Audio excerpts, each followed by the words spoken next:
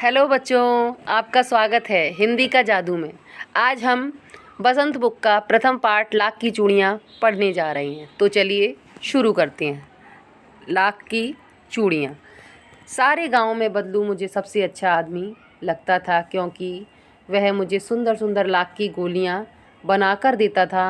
मुझे अपने मामा के गांव जाने का सबसे बड़ा चाव यही था कि जब मैं वहाँ से लौटता था तो मेरे पास ढेर सारी गोलियाँ होती, रंग बिरंगी गोलियाँ, जो किसी भी बच्चे का मन मोह ले।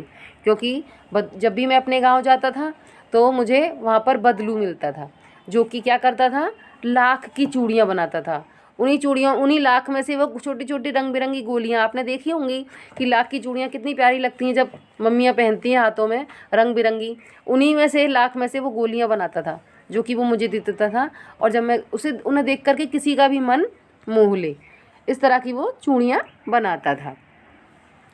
वैसे तो मेरे मामा के गांव का होने के कारण मुझे बदलू को बदलू मामा कहना चाहिए था, परंतु मैं उसे बदलू मामा ना कहकर बदलू काका कहा करता था, जैसा कि गांव के सभी बच्चे उसे कहा करते थे। बदलू का मकान कुछ ऊंचे पर बना था। मकान के सामने बड़ा सा सहन था, जिसमें एक पुराना नीम का वृक्ष लगा था। उसी के नीचे बैठकर तो मैं वैसे तो मेरे मामा के गांव होने के कारण बदलू को मुझे मामा कहना चाहिए था, लेकिन मैं बदलू को मामा नहीं कहता था। क्यों नहीं कहता था? क्योंकि बदलू को वहाँ पर सभी लोग बदलू काका कहा करते थे, इसलिए मुझे भी आदत हो गई। क्योंकि अधिकतर ऐसा होता है ना, घर में कोई किसी को अगर चाचा बोल रहा है तो हम भी चाचा चाचा करने लग जाते हैं।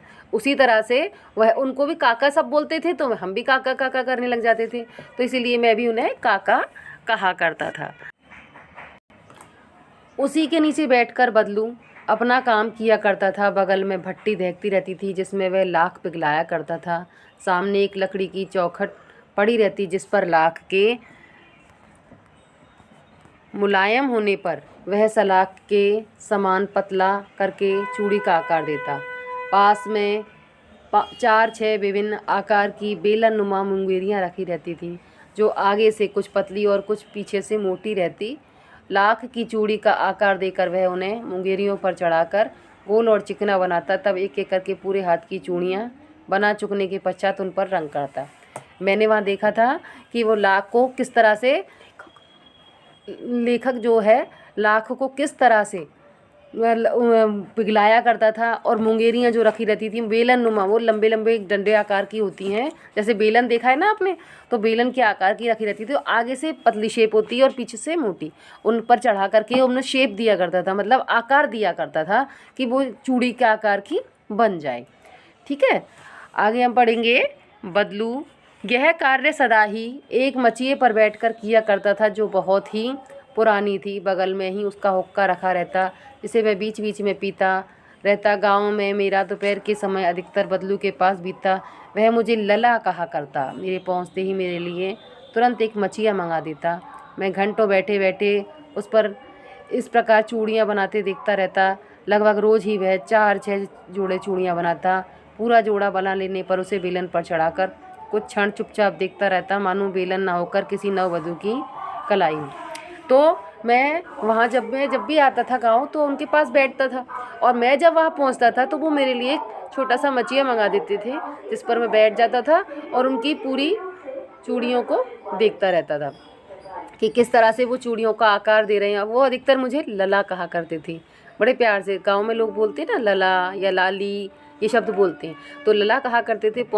लला कहा करते थे और मचिए पर मुझे बिठा देते थे। मैं बैठे बैठे देखता रहता था कि वो कितने 3-5-4-6 जोड़े जितने भी चूड़ियाँ बनाते थे, उनको बना करके वो ऐसे देखते थे कि मानो जैसे किसी दुल्हन के हाथों में चूड़ियों को हम जब पहना देते हैं ना, और उन्हें देख करके खुश होते हैं, इस तरह से वो अपनी चूड़ियों को बना करके खुश होकर के देखता था। बदलू मनिहार था। चूड़ियाँ बनाना उसका पैतृक पेशा था। वास्तव में वह बहुत ही सुंदर चूड़ियाँ बनाता था। उसकी बनाई हुई चूड़ियों की खपत ही बहुत थी, कि वो इतनी सुंदर चूड़ियाँ बनाता था कि उसमें मतलब बहुत ज़्यादा खपत थी, लेकिन वो फिर भी नहीं थकता था। इतना सुंदरता से बनाता था कि चूड़ियाँ देखने वाला ही देखता रह जाए। उस गांव में तो सभी स्त्रियां उसकी बनाई हुई चूड़ियां पहनती ही थीं। गांव की सारी स्त्रियां उसकी बनाई हुई चूड़ियां पहनती थी। आसपास के गांव के लोग भी चूड़ियां ले जाते थे और आसपास के जितने भी लोग थे वहाँ गांव थे वो भी उसकी चूड़ियों को ले जाते थे। वो इतना मशहूर हो गया था, परंतु वह कभी भी चूड़ियों के को पैसों से नहीं बेचता था। अब आपने देखा होगा कि सभी लोग चूड़ी, कोई भी व्यक्ति हो अपना अगर कोई भी रोज़गार शुरू करता है या कुछ भी करता है, पैसे लेते हैं पहले। लेकिन उस समय पर क्या होता था कि पैसे नहीं लिया करते थे, सामान ले लिया करते थे खाने पीने का, उसके बदले में वो चीज़ें दे दिया करते थे, मतलब वस्तु विनिमय हुआ करता था। तो वही चीज़ बदलू किया करता था। पहले होता भी यही था, पैसे का समय नहीं था उस समय, सामान के बदले सामान। उसका अभी तक का वस्तु विनिमय का तरीका जो था, और लोग अनाज के बदले उसे चूड़ियाँ ले जाते थे और लोग उसे अनाज देते थे और चूड़ियाँ वो ले जाते थे। बदलू स्वभाव से बहुत सीधा था, मैंने उसे कभी किसी से झगड़ते हुए नहीं देखा। वह कभी किसी से झगड़ा नहीं करता था, बल्कि बड़े आराम से शांति से अपना कार्य किया करता था। हाँ, शादी विवाह के अवसरों पर वह अवश्य जिद पकड़ जाता था, जीवन भर चाहे उसे मुफ्त चूड़ियाँ ले जाए। जीवन भर वो किसी को भी मुफ्त में चूड़ी दे देगा, लेकिन शादी विवाह के अवसर पर वो मतलब एक अड़ जाता था कि उसे मतलब वो चीज़ें चाहिए उसके मन की, क्योंकि शादी विवाह का तो अवसर ही अलग होता है ना। परंतु विवाह के अवसर पर वह सारी कसर निकाल लेता था, जो कि वो अपने जीवन में नहीं मांगता था, वो उस पर शादी के अवसर पर ले लेता था।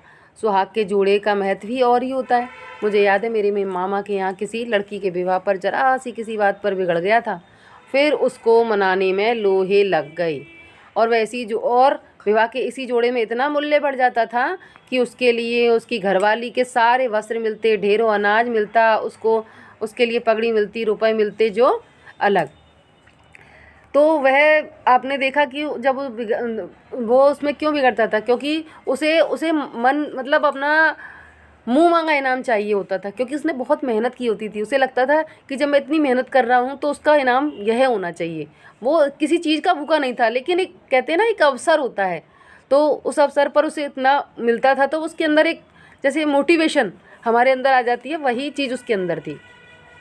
तो वो और जब उसे मिलता क्या था, लेता क्या था, अपनी घरवाली के सारे कपड़े लेता था, अपने लिए पगड़ी लेता था, पैसे लेता था, वो अलग। यदि संसार में बदलू को किसी बात से चिढ़ थी तो वह थी कांच की चूड़ियाँ। कांच की चूड़ियाँ वह अंदर ही अंदर कुड़ जाता, अंदर ही अंदर कुड़ जाता। दो चार कांच की चूड़ियों से यदि किसी भी स्त्री के हाथों में उसे कांच की चूड़ियाँ दिख जाती तो वह अंदर ही अंदर कुड़ जाता, और कभी कभी तो दो चार बातें भी सुना देता। मुझसे तो वह घंटों बातें किया करता था। कभी मेरी पढ़ाई के बारे में पूछता, कभी मेरे घर के बारे में, कभी यूँ ही शहर और जीवन के बारे में। मैं उससे कहता कि शहर की सब कांच की शहर में सब कांच की चूड़ियाँ पहनते हैं, तो वह उत्तर देता, शहर की बात और है लला, वहाँ तो सभी कुछ होता है, वहाँ तो औरतें अपने मर्द के हाथ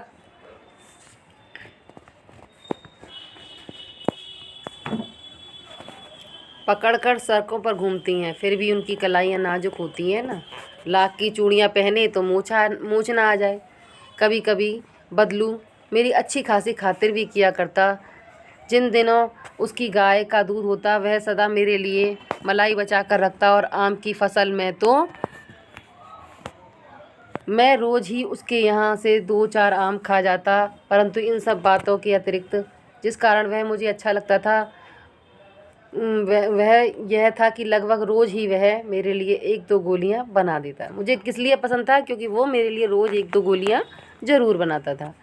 मैं अधिकतर बहुधा बहुधा का मतलब होता है अधिकतर गर्मी की छुट्टियों में अपने मामा के यहाँ चला जाता और एक आध महीने रहकर स्कूल खुलने के समय तक वापस आ जाता।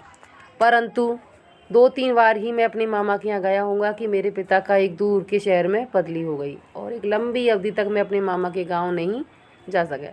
मेरे पापा की बदली हो गई, ट्रांसफ़र हो गया, तो मैं अपने गांव में नहीं जा सका।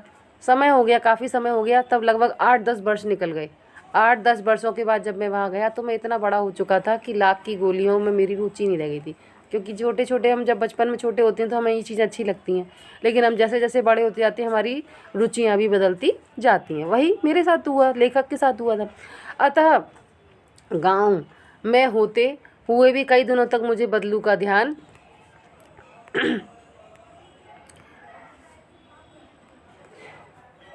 नहीं आया। इसी बीच मैंने देखा कि गांव में लगभग सभी स्त्रियां कांच की चूड़ी पहने हैं। बिरले ही हाथों में मैंने लाख की चूड़ियां देखीं। एक दिन सहसा मुझे बदलू का ध्यान हुआ आया कि बरसात में मेरे मामा की एक छोटी लड़की आंगन में फिसल कर गिर पड़ी। उसके हाथ की कांच की चूड़ी टूटकर उसकी कलाई में घुस गई। उससे खून बहने लगा। मेरे मामा उस समय घर पर ना थे। मुझे उसकी मरहम पट्टी करनी पड़ी। तभी सहसा मुझे बदलू का ध्यान हुआ आया और मैंने सोचा कि उससे मिलाऊं। अतः शाम को घूमते घूमते घर चला आया और वहीं चबूतरे पर नीम के नीचे वह खाट पर लेटा था। तो जब मैं काफ़ी बड़ा हो गया, मेरे पापा का ट्रांसफ़र हो गया, बदली हो गई, तो मैंने देखा कि मतलब मुझे वहाँ पर बदली हो गई तो मैं वहाँ गांव में जा ही नहीं सका। और गांव जाए हुए मुझे 8-10 वर्ष से अधिक हो गए। तब तक मैं बड़ा हो चुका था, मेरी रुचियाँ भी बदल चुकी थी। तो फिर जब मैं, क्योंकि मुझे गोलियों में कोई रुचि नहीं रह गई थी। एक दिन ऐसे ही मैं अपने गांव गया था, मुझे याद ही नहीं था कि मैं बदलू के बारे में। लेकिन मेरे मामा की जो लड़की थी वो अचानक ही गिर पड़ी आंगन में और उसकी जो कांच की चूड़ियाँ थीं वो उसकी कलाई में से कांच की चूड़ियाँ टूटकर उसकी कलाई में घस गईं। तब मुझे याद आया बदलू का कि देखो कांच की चूड़ियाँ के लिए कौन मना किया करता था, लाख की चूड़ियों को कौन अच्छा बताया करता था। वो चीज़ मुझे ध्यान आई। तो मैंने कहा कि चलो बदलू से मिल लिया जाए और मैं वहीं गांव की तरफ चल पड़ा। मैंने देखा कि वो नीम के नीचे खाट पर लेटा हुआ था। खाट मतलब खटिया जिसे हम बोलते हैं, पलंग, चारपाई। तो मैंने उससे बोला, नमस्ते बदलू काका। मैंने कहा नमस्ते भैया। उसने मेरी नमस्ते का उत्तर दिया और उठकर खाट पर बैठ गया। परंतु उसने मुझे पहचाना नहीं, वे मेरी ओर निहारता रहा। वो मुझे पहचान नहीं पाया क्योंकि उसने मुझे छोटा सा देखा था और मैं अब काफ़ी बड़ा हो चुका था। मैं हूँ जनार्दन काका, आपके पास से गोलियां बनवा कर ले जाता। मैंने अपना परिचय दिया। बदलू फिर भी चुप रहा, मानो वह अपनी स्मृति पटल अतीत के चित्र उतार रहा हो। तब वो एकदम उल पड़ा, आओ आओ लला बैठो, बहुत दिन बाद गाँव आए हो। हाँ, इधर आना ही नहीं हो सका। मैंने चारपाई पर बैठते हुए उत्तर दिया। बदलू सोचने लग रहा था कि भाई बहुत दिन हो गए, ये मतलब सोच कौन है जो मुझे इस तरह से इतने प्यार से मतलब मुझे पुकार काका कह के बोल रहा है, और कौन है ये। काफ़ी देर सोचने के बाद में उसकी स्मृति में उसने सोचा, मतलब काफ़ी देर सोचने के बाद में बोला कि अच्छा अच्छा तुम हो। तब उसे याद आया तो उसने कहा हाँ लला बैठो, कैसे आना हुआ। उसने उसे फटाफट से बैठने के लिए बोला। कुछ देर शांति रही। मैंने इधर उधर दृष्टि दौड़ाई, ना तो मुझे उसकी मचिया ही नज़र आई और ना ही भट्टी, क्योंकि जब मैं छोटा था तो वो मुझे मचिया दे दिया करता था बैठने के लिए। लेकिन आज तो ना भट्टी नज़र आ रही थी ना मचिया। आज तो फिर मैंने पूछा, आजकल काम नहीं करते काका? मैंने पूछा तो उसने कहा नहीं लला, काम तो कई साल से बंद है। मेरी बनाई हुई चूड़ियाँ कोई पूछे तब तो। उसने कहा काम तो मेरा बंद हो गया, कोई मेरी बनाई हुई चूड़ियाँ पहनता ही नहीं है। गांव-गांव में कांच का प्रचार हो गया है। कुछ देर चुप रहा, फिर बोला मशीनी युग है ना यह लला, आजकल सब काम मशीन से होता है। खेत भी मशीन से जोते जाते हैं। फिर जो सुंदरता कांच की चूड़ियों में होती है, लाख में कहाँ संभव है। लेकिन कांच इतना बड़ा खतरनाक होता है, बड़ी जल्दी टूट जाता है। कांच बड़ा खतरनाक होता है। मैंने कहा बहुत जल्दी टूट जाता है, लेकिन नाजुक तो फिर होता ही है लला। कहते कहते उसको खांसी आ गई और वह देर तक खांसता रहा। और ये कहते कहते वो उसे खांसी आने लग गई, क्योंकि वो काफ़ी बूढ़ा हो चुका था। जब मैं बड़ा हो चुका हूँ तो वो तो बूढ़ा होना लाजमी है। तो उसने कहा कि कांच मतलब वो बहुत ही ज़्यादा मतलब नाजुक तो होता ही है। उसने कहा लाला ये बात तो सही है, कांच नाजुक होता है। तो कहते कहते उसे एकदम से खांसी आ गई और खांसता रहा। तो मुझे लगा उसे दमा है। अवस्था के साथ साथ उसका शरीर ढल चुका था। उसके हाथों और माथे पर नसें उभर आई थी। और माथे पर भी, यानी कि उसके हाथों में, तुमने देखा होगा ना बुज़ुर्ग लोगों की अधिकतर नसें उभर आती हैं, माथे पर भी दिखाई देने लगती हैं, सलवटें आ जाती हैं। वही चीज़ उसके साथ हो गई थी। पर बुज़ुर्ग लोगों की एक बात होती है, वो हम क्या सोच रहे हैं उस चीज़ को फटाफट से पहचान लेते हैं, क्योंकि भाई एक्सपीरियंस्ड होते हैं, अनुभवी होते हैं। उन्हें पता होता है कि हमारे लिए बच्चे क्या सोच रहे हैं। तो वही चीज़ें उसने मुझे छोटा सा देखा भी था, उसके बाद में बड़ा हो गया, फिर वो अनुभवी, जब वो खांस रहा तो मेरा किस तरह से देखना, तो वो चीज़ें उसने भांप ली उसने तुरंत। जाने कैसे उसने मेरी शंका को भांप लिया और बोला ये दमा नहीं है, मुझे फसली खांसी है, यही महीने 2 महीने से आ रही है, 10-15 दिन में ठीक हो जाएगी। मैं चुप रहा, मुझे लगा उसके अंदर कोई बहुत बड़ी व्यथा छुपी है। मैं देर तक, व्यथा मतलब कहने का मतलब कोई बहुत बड़ा दुख छिपा हुआ है। मैं देर तक सोचता रहा कि मैं इस मशीन युग में कितने हाथ काट दिए। मैंने सोचा कि इस ये मशीनी युग जो बन गया है, हम लोगों ने मशीनें तो तैयार कर ली जल्दी करने के लिए कि जल्दी काम हो जाएगा, लेकिन उसमें कितने लोग बेरोजगार हो गए, कितने लोगों के हाथ कट गए। आज हम हर कार्य मशीन से कर लेते हैं, लोगों की ज़रूरत नहीं है, जिससे कि कारण हमारे देश में कितनी बेरोजगारी फैली हुई है आप बिल्कुल समझ सकते हो। क्योंकि जो कार्य हम 4 व्यक्तियों के द्वारा करवा लेते थे, 4 व्यक्तियों को रोज़गार देते थे, वह मशीन के द्वारा 4 व्यक्तियों को हम बेरोजगार कर देते हैं। कुछ देर शांति रही, फिर जो मुझे अच्छी नहीं लग रही थी, मतलब कुछ देर फिर शांति रही जो मुझे बिल्कुल अच्छी नहीं लगी। फिर मैंने टॉपिक यानी कि अपना माहौल को बदलने के लिए बोला कि आम की फसल अब कैसी है काका। कुछ देर पश्चात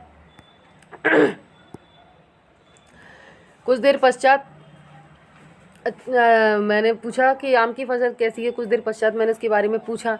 अच्छी है लला, बहुत अच्छी है, उसने लहक कर उत्तर दिया और अंदर अपनी बेटी को आवाज़ दी, अरे रज्जो, लला के लिए आम तो ले आ। मेरी ओर देखकर उन्होंने कहा मुखातिब होकर, माफ़ करना लला, तुम्हें आम खिलाना भूल गया था। नहीं नहीं काका, आम तो इस साल खाए, बहुत खाए हैं। वाह वाह, बिना आम खिलाए कैसे जाने दूंगा तुमको।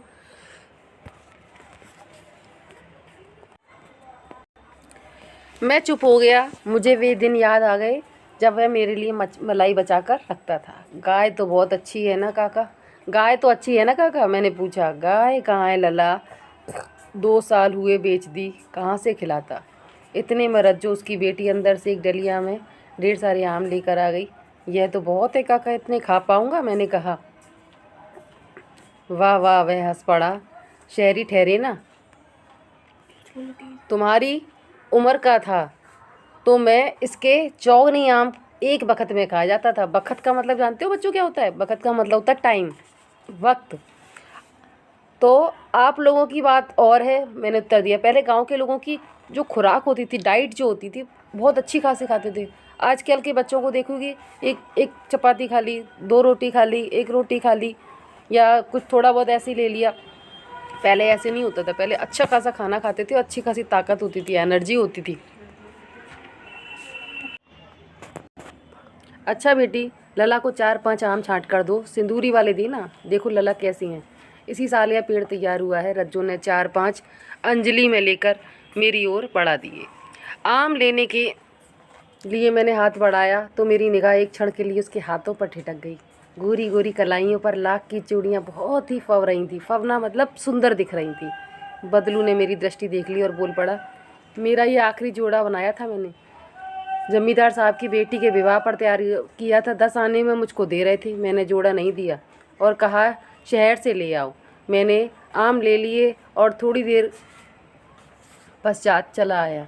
मुझे प्रसन्नता हुई कि बदलू ने हार कर भी हार नहीं मानी। उसका व्यक्तित्व उसकी कांच की चूड़ियों जैसा ना था कि आसानी से टूट जाए। तो आपने देखा दोस्तों कि बदलू हार कर भी नहीं आ रहा था, क्योंकि उसने कांच की चूड़ी के मोल को कम नहीं होने दिया।